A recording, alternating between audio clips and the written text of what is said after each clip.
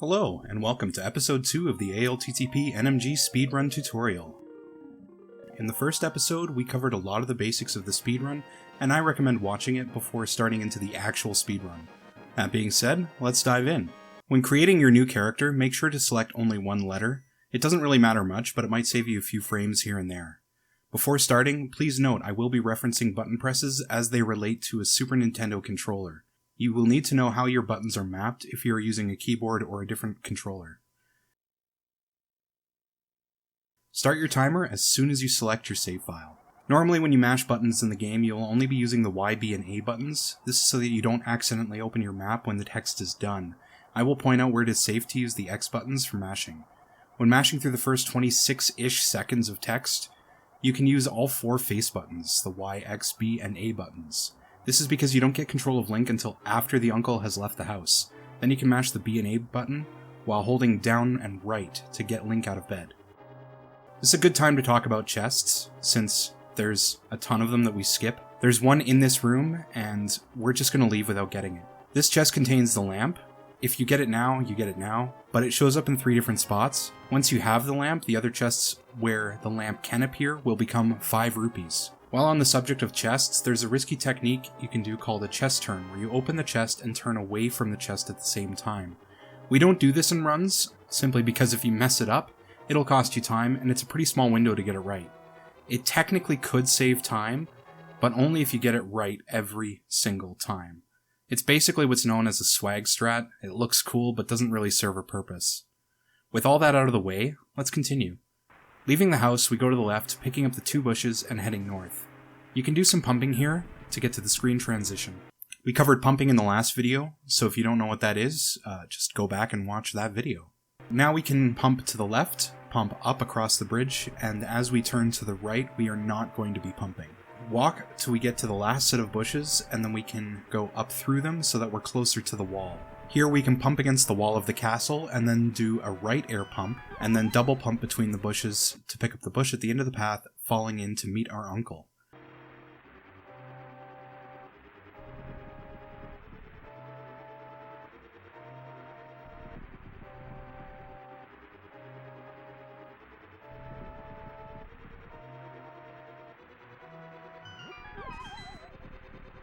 So one little known fact about the LR buttons. Growing up, I didn't think there was a function for the LR buttons in A Link to the Past.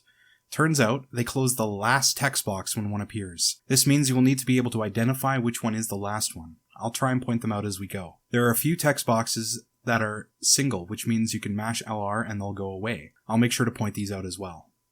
Uncle will give us the sword. The uncle is telling us that we can slash with B and hold B to charge the sword for a technique handed down by our people for generations. The spin attack. We leave him in the hallway like the little sociopaths we are, and leave heading left while pumping along the wall and going straight down. The second lamp chest is in the hallway to the right, but we're skipping it. Out of the secret path, slash the bush that's in our way, then turn to the left and slash the bushes that are between us and the castle entrance. Now's a good time to talk about RNG.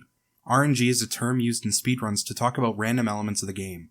It stands for Random Number Generator, and it's a passive system that governs most modern games. In this case, enemy movement patterns. They can only walk in certain patterns, and some patterns are good for us, others are bad for us, some will slow us down. Learning to react to whatever the game throws at you is an important skill to have. Practice Hack has built-in RNG manipulation, so you can practice the major areas where this actually matters. Once in the castle, we will go to the left, so we can pump as we go left. There are also no enemies in the next room, whereas if we went to the right, there will be.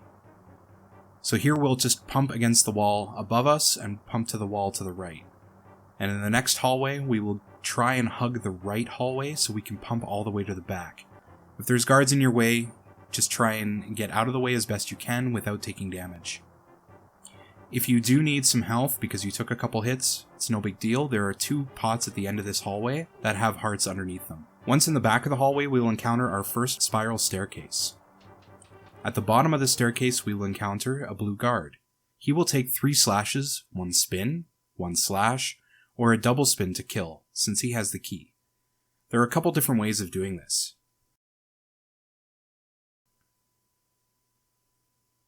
In method 1, we hold left out of the staircase to stair lag cancel and swing our sword immediately. Walk diagonally to the down right, poke the guard with your now charged sword, and immediately release the B button. This should cause Link to still produce a spin attack, which will hit the guard, kill him, and put the key really close to the door. The second method is tapping up out of the staircase and charging your sword. You will move to the right and down, putting the guard between you and the statue. This will allow you to hit the guard twice with the same sword spin. Both of these strats can be used using diagonals. Diagonals in this case are slightly faster, like 0.1 seconds, but can be more difficult to pull off. This chest here is the map, so we ignore it, we pick up the key, and we leave. In this room below, we jump immediately off the ledge, walk down to the rail, and then left to the next screen. You should never get hit by the guard in this fashion. Next, we walk down, quickly right and down to the next walkway. If you need another heart, there's one under the pot here. If you don't need it, we simply walk up to the pot and turn down. We won't fall off the pit here, so there's no danger. Pump against the top rail as you go to the next room. In this room, we are faced with 2 guards. We're just going to walk by. Make sure when you start walking left, you are above the end of the vertical wall, the first wall. This way the guards will never see you and you can sneak by them. If you're really good at pumping, you can pump while going north and left against the walls. And then there's a green guard in the next room, so you will need to charge your sword just before you enter. It will keep charging during the screen transition. Kill him with a spin and the doors will open. This room can be a tricky one. Similar to the first guard room, we want to kill him with a poke and a spin. Charge your sword and walk into the blue guard in the bottom right hand corner. As your sword makes contact, release the B button, which will cause you to perform a spin. If done right, the blue guard should be dead. We then want to open the chest and mash the L and R buttons to close the text box. For most major items in the game, there's only one text box, so you can spam L and R. Then you want to spam the Y button while holding right to get the boomerang to pick up the key. As soon as you throw the boomerang, start walking to the left. Even if you leave the room before the boomerang gets back to you with the key, you will always get the key as long as the boomerang picks it up. The second way to do this room is to face left and tink your sword against the door. You do this by holding out your sword and holding left. As it makes contact with the door, it'll make a little tink sound. You then want to move in a down right diagonal and release your sword spin when the guard is between you and the chest. You can grab the boomerang, and you don't need to throw it to pick up the key since it'll be on your way. This strategy is simpler, but it is a little slower. Now we can go north through the locked room in the room we just came from and killed the green guard. Down the spiral staircase and hold left out of the staircase. And go into the next staircase, holding right as you exit this one. Now we're finally at Zelda.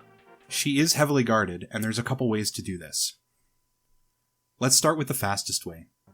Boomerang the green guard to freeze him in place. Note boomerang does not work on the ball and chain guard, who is holding the big key. Stand underneath the ball and chain guard and slash him 8 times.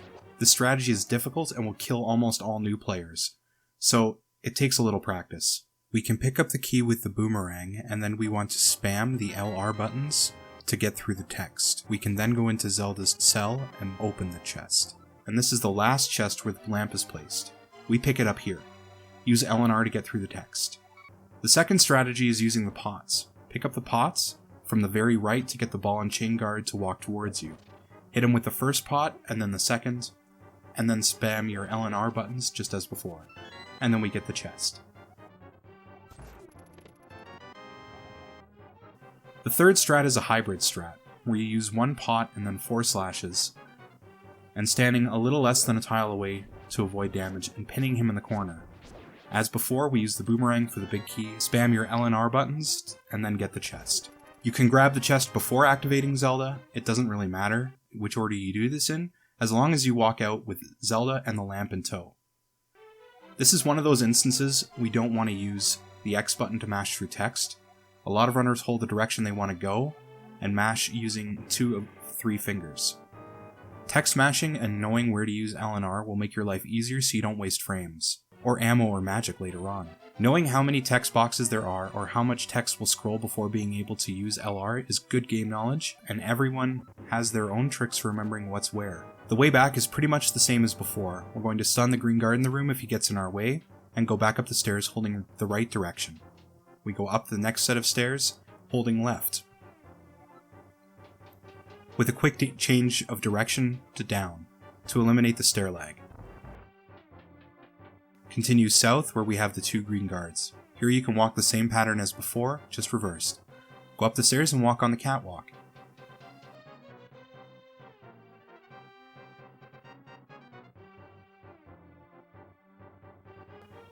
This will lead us back to the room with the guard and the chest. The guard will have respawned. There's a good chance that he will spot you in Zelda. Do your best to avoid him, and head up the stairs. Hold left out of the staircase and try not to get snagged by the statue. In the hallway with the green guards, if you didn't grab hearts before and you need them now, this is an excellent opportunity to do so. Do your best to avoid the guards again, or stun them with the boomerang, and make your way back to the castle lobby. Once in the lobby, Zelda tells you where to go and how to get there. Seriously though, it's another text box. She will give you a ton of direction here despite there only being one direction to go, so it's super annoying. Mash L and R since it's a single text box. We want to take the central staircase going up, and we can hold up for a little bit, until the throne room. Here we will have yet another text box. Mash through the first and LR for the second. This is Zelda telling us to push the bookshelf to the right, so we go to the left of the shelf and start pushing the shelf. You only need 3 lines of the doorway to be visible, and the 4th just becoming visible before you can fit through the door. Pump going north and try to avoid the rats. Go right and north once again.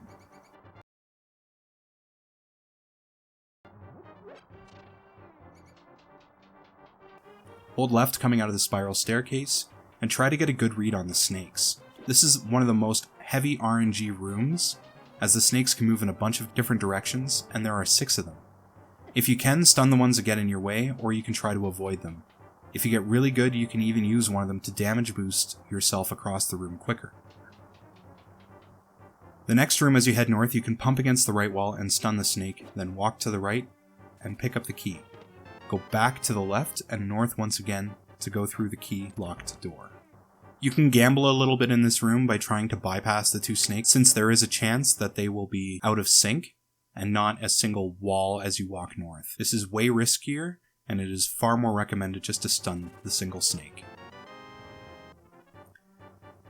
When you go through the key lock door, Zelda will talk to you again. It's one text box, so mash those LR buttons and head left when she's done talking. You'll want to air pump in the water using the up direction, as Link will travel faster this way while in the water. Do so in the next room as well, trying to not go too high so that you can avoid getting hit by the bat. This next room is called the Key Rat Room. He always spawns in the top left corner, and on very rare occasions he will actually make his way to you before you get to him, so be ready for that.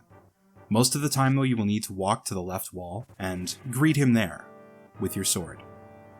Boomerang the key as you walk to the right and hug the top wall. Be careful of the rats.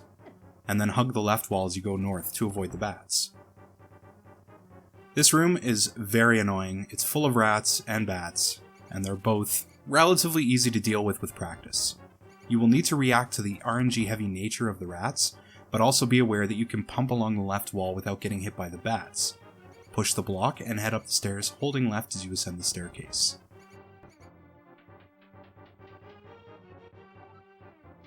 You want to go down immediately after your stair lag has cancelled and leave the room. As you transition here, hold right through the transition to avoid a text box trigger for Zelda. Head towards the right switch and start mashing L and R again as she tells you to hold A and press down on the D-pad to pull the lever. Don't walk left, go down first to avoid the first text box. The trigger is very strange and can activate if you're too high up in the room. Now we can go through the door. You can either split your timer as you walk through the door, or you can split when you're done talking with the priest, or you can split as you're heading out of Sanctuary. It's ultimately up to you, but you'll want to split where you can do so consistently. This will make it easier to compare your times as you progress through the runs. While you are talking to the priest, you can hold the down button in order to get first frame movement when he's done talking.